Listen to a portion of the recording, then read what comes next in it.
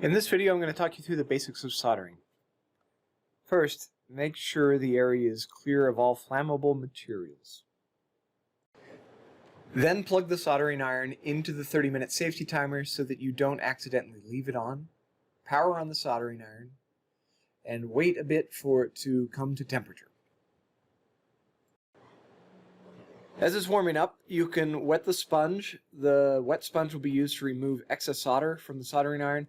Excess solder may also be removed with the metal wool at the tip of the soldering iron holder.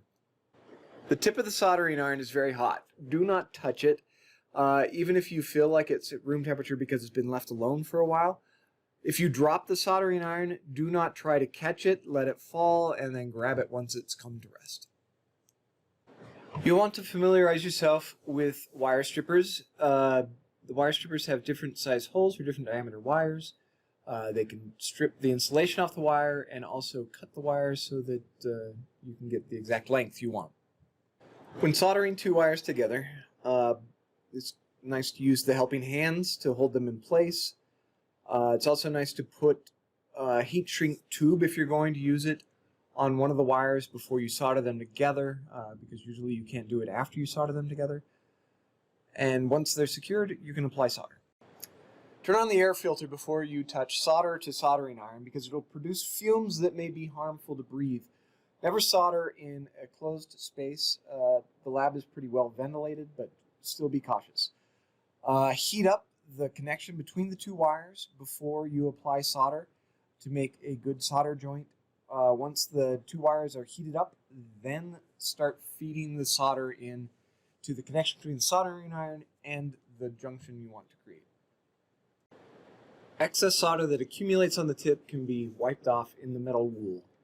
It would be dangerous to have significant voltages left open to the environment, so it's always best practice to add heat shrink tube to insulate your joint. So I've just moved the heat shrink tube over the junction that I just created.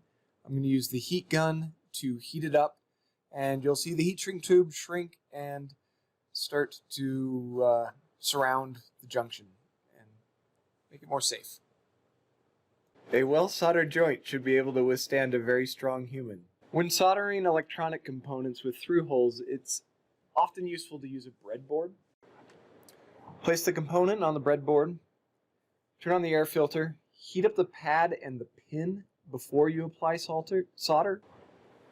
Add solder and keep heating it until the solder drops down onto the pad. If there's solder you wish to remove from a component, there's a solder pump in the drawer. Cock it by pressing the button down. Heat up the component you wish to remove the solder from with the soldering iron.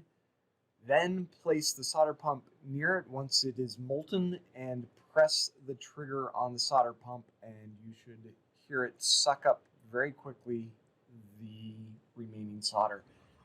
And then after which you should be able to remove the wires or component. Ready?